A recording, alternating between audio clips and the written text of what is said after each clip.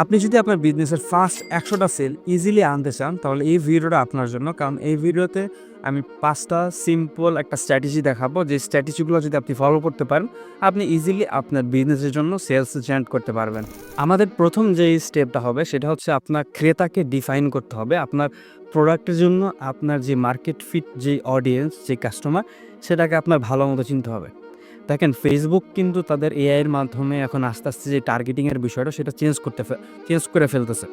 তখন আপনাকে আপনার প্রোডাক্টের থেকে সবচেয়ে বেশি জানতে হবে যে এখন কিন্তু আপনি ফেসবুকে টার্গেটিং ওভাবে ভালো মতো করতে পারবেন না, কারণ ফেসবুক অনেককে টার্গেটিং করতে দিচ্ছে না, কারণ তাদের মেটা এআইটাকে ট্রেন করতেছে যাতে তারা ফ্রিলি টার্গেটিং করতে পারে। ফেসবুক আপনাকে ডিফাইন করে দেবে যে আপনার কাস্টমার কারা হতে পারে। এর জন্য আপনি আপনার প্রোডাক্টটাকে এমনভাবে তৈরি করেন, প্রোডাক্টের যে অ্যাড আপনি দিবেন সেটা ভিডিও অ্যাড হতে পারে, সেটা ছবি অ্যাড হতে পারে, যেটা হতে পারে আপনি আপনার প্রোডাক্টটা নিয়ে এনাফ রিসার্চ করেন যে আপনার প্রোডাক্টটা কোন ধরনের। আপনার যদি একটা মেকআপ প্রোডাক্ট হয় সেটা আপনি কি কলেজের স্টুডেন্টদের টার্গেট করতেছেন, নাকি আপনি অফিস গার্লদের টার্গেট করতেছেন, নাকি কোন বয়সী মানুষদের টার্গেট করতেছেন। আপনার ভিডিওটাতে, আপনার ইমেজটাতে যে অ্যাড কপি, সেখানে জন্য আপনি ভালো মতো এআইটাকে বোঝাইতে পারেন। আমাদের যে সেকেন্ড স্টেপ সেটা হচ্ছে প্রোডাক্ট ভিজুয়ালাইজেশন অ্যান্ড অফার। দেখেন মানুষ অনেক ফেসবুক অ্যাড নিয়ে কাজ করতেছে, অ্যাড কপি নিয়ে কাজ করতেছে, বাট আপনার প্রোডাক্টের কোয়ালিটি খুবই ভালো। আমি মেনে দিছি আপনার প্রোডাক্টের কোয়ালিটি 100% ভালো, বাট আপনি যেই অ্যাড নিয়ে কাজ করতেছেন, যেই অ্যাড পোস্ট দিচ্ছেন, যে ভিডিও দিচ্ছেন, সেটার কোয়ালিটি যদি খারাপ হয়, আপনার যে ইমেজ সেটা যদি মানুষকে স্ক্রল করে থামাতে না পারে, তাহলে ধরুন আপনার অ্যাডের পারফরমেন্সটা অনেক খারাপ হবে। কারণ এখন আমি ধরেন আমি একটা দোকান আমার একটা মার্কেট আছে, অ্যান্ড আমার মার্কেটে যে দোকানগুলো, ওই দোকানগুলো যদি স্ট্যান্ডার্ড লেভেলের না হয়, একদম যদি খারাপ হয়, আমি কিন্তু চাইবো না যে ওইসব দোকানগুলা আমার মার্কেটে থাকুক। আমি চাইবো যে আমি একটা ভালো একটা মার্কেটের ওনার। আমি চাইবো যে আমার মার্কেটে যেসব দোকানগুলো থাকবে সেগুলো যেন ভালো হয়, ফ্রেশ হয়। তো ফেসবুক ওভাবে কাজ করে। তো ফেসবুক যখন দেখে তাদের অ্যাড কপিটা ভালো না, তাদের যে প্রেজেন্টেশন সেই জিনিসটা ভালো না, তখন ইজিলি তাদের সেলসটা কমায় দিবে। অথবা আপনি যে অডিয়েন্সের টার্গেট করতেছেন, সেই অডিয়েন্সে যদি আপনার অ্যাড কপিকে এটা ইন্টারেস্টিং মনে না করে, তাদের যদি ভালো না লাগে, তাহলে কিন্তু তারা জিনিসটা কিনবে না, জিনিসটা কাজ করবে না। তাই আপনি অ্যাড কপি নিয়ে কাজ করতে পারবেন। আপনার যে প্রোডাক্ট, সেই প্রোডাক্টের জন্য আপনি যেই ভিজুয়ালাইজেশনটা করতেছেন সেটা ভালোভাবে করবেন, যাতে আসলে মানুষকে স্ক্রল করতে থামায় দেয়। আপনি যে ভিডিওটা অ্যাডে দিচ্ছেন, সেই ভিডিওটা এডিট এমনভাবে করতে পারেন যাতে ভিডিওটার ভিতরে ইজিলি সে প্রবলেমটাকে রিলেট করতে পারে, তাকে যেন হুক করতে পারে। তো এই জিনিসটা করার চেষ্টা করবেন। থার্ড যে স্টেপ সেটা হচ্ছে আপনার ad set up and budget স্ট্র্যাটেজিটা নিয়ে আমি কথা বলবো। সেটা হচ্ছে আপনারা অনেকেই যেই জিনিসটা করেন সেটা হচ্ছে আপনাদের যে পছন্দ, সেই পছন্দ অনুযায়ী আপনারা একটা প্রোডাক্ট নিয়ে আসেন, একটা গেঞ্জি নিয়ে আসেন বা অথবা একটা যেকোনো জিনিস নিয়ে আসেন। সেই জিনিসটাকে আপনারা একদম লাইফ টাইম বাজেট দিয়ে বা $30, $40, $50 দিয়ে বুস্ট করে ফেলেন। তখন দেখেন আপনার যে আশা ছিল সেই আশারূপ আপনি ফল পাচ্ছেন না। কারণটা হচ্ছে কি, আপনি যখন একটা প্রোডাক্ট নিয়ে কাজ করতেছেন আপনার বুঝতে হবে যে এই প্রোডাক্টটা মানুষ কিনবে কিনা। এখন ওই প্রোডাক্টটার ডিমান্ড আপনি ভাবতেছেন আছে, বাট আমরা যারা কিনবো আমাদের কাছে ইন্টারেস্টিং মনে হচ্ছে না। বা আপনি ভাবতেছেন যে এই প্রোডাক্টের ডিমান্ড আছে, বাট অন্য কেউ আপনি ভাবতে ৩ দিন আগেই অ্যাড চালায় ধুমায় সেল করে ফেলছে। এই জিনিসগুলো আপনার ভাবতে হবে। আপনি যে জিনিসটা করতে পারেন সেটা হচ্ছে আপনার যে প্রোডাক্ট, সেই প্রোডাক্ট নিয়ে আপনি $5, $10, $20 থেকে ট্রাই করতে পারেন যে আপনার প্রোডাক্টটা উইন করতেছে কিনা। প্রোডাক্টটা যদি উইনিং হয়, তখন আপনি ধরুন এক্সট্রা বাজেট অ্যাড করে আপনার যে অ্যাড সেটা স্কেল করতে পারেন।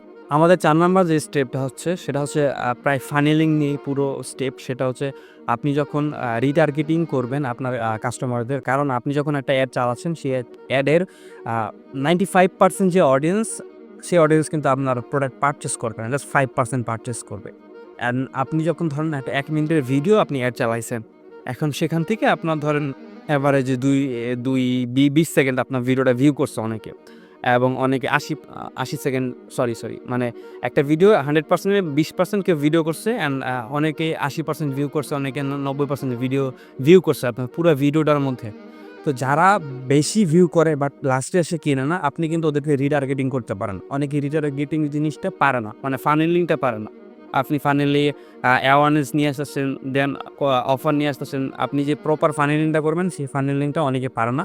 ফানেলিং নিয়ে আপনি কাজ করতে পারেন, কারণ রিটার্গেটিংয়ের অপরচুনিটি অনেক বেশি থাকে। আপনি যখন রিটার্গেটিং করবেন, তাদের একটা অ্যাড নিয়ে যে বলতে পারেন যে আপনি আমার এই প্রোডাক্টটা দেখছিলেন বাট আপনি কিনেন নাই। আপনার জন্য একটা আলাদা আমি অফার দিলাম যে আপনি যদি আগে আমাদের প্রোডাক্টের প্রাইস ছিল ৳১,০০০, আপনি যদি এখন কিনতে চান জাস্ট ৳৭০০ আপনি আমাদের প্রোডাক্টটা কিনতে পারেন। মানে রিটার্গেটিং অ্যাডটা এভাবে কাজ করবে যদি আপনি করতে চান। এভাবে যদি আপনি কাজ করাতে পারেন আপনি কিন্তু হিউজ একটা সেল পাবেন। আপনার প্রোডাক্টের প্রাইসটা আপনি কমায় দিছেন বাট আপনি যে এভারেজের সেলটা সেটা কিন্তু আপনার বাইরে যাবে। মানে প্রফিটটা আপনার কিন্তু ঠিকই থাকবে। তো রিটার্গেটিং নিয়ে আপনি কাজ করতে পারেন। অ্যান্ড ৫ নাম্বার যে স্টেপ সেটার ভিতরে আমি একটু ব্র্যান্ডিংটা এড রাখবো। কারণ আমরা অনেকেই অনলাইনে সেল করি বাট আমরা ব্র্যান্ডিংটা ঠিক রাখতে পারি না। তো কীভাবে ব্র্যান্ডিংটা আপনি ঠিক রাখতে পারেন সেটা নিয়ে ছোটো কিছু কথা বলবো। অ্যান্ড ব্র্যান্ডিংটা ঠিক রাখার জন্য আপনি যখন একটা প্রোডাক্ট নিয়ে অ্যাড চালাচ্ছেন, আপনার ভালো পরিমাণে একটা সেল হচ্ছে। আপনি এভারেজে ভালো সেল পাচ্ছেন। আপনার সিপিআর খুবই ভালো। ঠিক আছে? তখন আপনি কি করবেন? আপনার যে এক্সিস্টিং কাস্টমাররা ছিল যারা আপনার থেকে কিনছে, আপনি এদেরকে ছোট একটা রিভিউ নিতে পারেন। আপনি যখন তাদের থেকে একটা রিভিউ নেন ছোট, যে আপনি একটা পোস্ট করতে পারেন, আপনি একটা আমাকেই মেসেজ করতে পারেন যে, "ভাই আপনার কাছে প্রোডাক্টটা খুব ভালো লাগছে। আপনার প্রোডাক্টটা আমাকে এই প্রবলেমটা সলভ করছে, এই বেনিফিট আমি পাইছি।" তখন আপনি যখন এই রিভিউগুলো আপনি পোস্ট করেন, আপনার ট্রাস্ট বিল্ড হয় অ্যান্ড একটা ভালো ব্র্যান্ডের জন্য এই ট্রাস্ট কিন্তু খুবই ইম্পর্ট্যান্ট। আর ব্র্যান্ড বিল্ডিংয়ের জন্য যে আপনার ট্রাস্ট, আপনার ব্র্যান্ড ভয়েস, আপনি কোন প্রবলেমটা সলভ করতেছেন, এই জিনিসগুলো কিন্তু খুবই ইম্পর্টেন্ট। আমি অনেক ভিডিওতে ব্র্যান্ডিং নিয়ে কথা বলি। আপনি চাইলে সেই ভিডিওগুলো দেখতে পারেন। একটা বিজনেসের জন্য ব্র্যান্ডিংটা কিন্তু অনেক ইম্পর্টেন্ট। বাট আপনি ব্র্যান্ডিংটা করবেন, এটা একটু সময় থাকবে। আপনি যদি বিজনেস শুরুই করতে না পারেন, এর আগে যদি ব্র্যান্ডিং নিয়ে ভাবেন, আপনার বিজনেসটা কিন্তু বেশিদিন টিকতে পারবে না। আপনি যখন বিজনেসটা করবেন ৩ মাস ৪ মাস আপনি রেগুলারলি কাজ করতেছেন, অ্যাড নিয়ে কাজ করতেছেন, দেন আপনি আসলে ব্র্যান্ডিংয়ে যেতে পারেন। যেটা নিয়ে আমরা কাজ করি আমাদের এই এজেন্সিতে। আমরা আসলে আমাদের যে ক্লায়েন্টগুলো আমাদের থাকে যারা অনলাইনে টুকটাক ভালো সেল করতে পারতেছে বাট ব্র্যান্ডিংটা ক্লিয়ার না। বাট তারা ব্র্যান্ডিংটা ক্লিয়ার বলতে চাইতেছে। তো আমরা তাদেরকে হেল্প করি যাতে তাদের ব্র্যান্ডিংটা ক্লিয়ার হয়, তাদের সেলটা যেন আরও বাড়ে। এই জিনিস নিয়ে আমরা আমাদের এজেন্সিতে কাজ করি। তো ওইটা আরেকটা পার্ট। আমি জাস্ট এই নিয়ে আপনাদের বললাম। দেখেন আপনিও ধরেন একটা টিস্যু সেল করেন, অন্য কেউ একটা টিস্যু সেল করে। বাট আমি আপনার সাথে কথা বলে যে মজাটা পাচ্ছি, আপনি যেভাবে আমাকে ট্রিট করতেছেন, অন্য কেউ কিন্তু আমার ওভাবে ট্রিট করতেছে না। আমি আপনার থেকে একটা পার্সোনালাইজেশন কানেকশন ফিল করতেছি। এই জিনিসটা আমি অন্যদের রেফার করবো যে, "ভাই ওনাদের থেকে টিস্যুটা কিন, ওনাদের টিস্যুটা খুবই ভালো।" এটা একটা ব্র্যান্ডিং। তো ব্র্যান্ডিংয়ের জন্য কাস্টমার এক্সপেরিয়েন্সটা খুবই দরকার। তো কাস্টমার এক্সপেরিয়েন্সটা ভালো করার চেষ্টা করেন। কাস্টমারদের থেকে রিভিউ নেন। রিভিউ নিয়ে সেটা মানুষদের শেয়ার করেন যে এই জিনিসগুলো হচ্ছে, এই জিনিসগুলো আপনার কাস্টমারদের ফিল করতে পারছে। এই প্রবলেমগুলো আপনি আপনার কাস্টমারদের সলভ করতেছেন। তো এই জিনিসটা নিয়ে আপনি একটু কাজ করতে পারেন যাতে আপনার ব্র্যান্ডিংটা আরও বেশি ভালো হয়। অ্যান্ড লাস্ট যে কথাটা বলব সেটা হচ্ছে আপনি যদি অনলাইনে ট্রুলি বিজনেস করতে চান, দেখেন অনলাইনে প্রতিনিয়ত মানে দিনে ১০ টা বিজনেস শুরু হচ্ছে অ্যান্ড দিনে ৫ টা বিজনেস ফেলও করতেছে। তো আপনি যদি অনলাইনে একটা বিজনেস দাঁড়া করতে চান, আপনাকে লং টার্ম ভাবতে হবে। আপনি যদি জাস্ট ৩-৪ মাসের জন্য একটা বিজনেস করতে চান, তাহলে আমার মনে হয় আপনার আসলে এই অনলাইনের মার্কেটে এসে জাস্ট মার্কেটটা নষ্ট করার কোনো দরকার নেই। আপনি যদি বিজনেস করতে চান, আপনাকে বহুত প্যারা খাইতে হবে। এই প্যারাগুলো যদি আপনি নিতে পারেন, তাহলেই বিজনেসের ভিতরে আইসেন। অনলাইন মার্কেটিং, ব্র্যান্ডিংয়ের ভিতরে আসেন। নাহলে জাস্ট মার্কেটটা নষ্ট করার কোনো দরকার নাই। আরেকটা কথা হচ্ছে, আমি যেই স্ট্র্যাটেজিগুলোর কথা বলছি, যে স্টেপগুলোর কথা বলছি, এটা আপনি আ নোট করে লিখে রাখেন ভাই। এই জিনিসগুলো আপনার কাজে লাগবে। আপনি জাস্ট ভিডিওগুলো দেখলেন অ্যান্ড এই জিনিসগুলো এপ্লাই করলেন না আপনার বিজনেসের ভিতরে, জাস্ট আপনার টাইমটা ওয়েস্ট হবে অ্যান্ড আমার টাইমটা ওয়েস্ট হবে। তাই আমি বলব এই জিনিসগুলো নোট করে রাখেন। আপনি যদি ৳৫,০০০ একটা বিজনেস শুরু করতে চান, তাহলে আমি একটা ভিডিও বানাইছি, যে ভিডিওতে আমি শেয়ার করছি যে আপনি কীভাবে মাত্র ৳৫,০০০ একটা ব্যবসা শুরু করতে পারবেন। সেই ভিডিওটা আপনি দেখতে পারেন। সেই ভিডিওতে আমি ইজিলি দেখাইছি যে আপনি কীভাবে মাত্র ৳৫,০০০ দিয়ে আপনি পেজে একটা ব্যবসা তৈরি করতে পারবেন। সেই ভিডিওটা আপনি দেখতে পারেন। আমি আশা করব সেটা আপনার অনেক কাজে লাগবে। আমাকে সাবস্ক্রাইব করে রাখতে পারেন অ্যান্ড ফলো করে রাখতে পারেন আমার আদার সোশ্যাল মিডিয়াগুলোতে।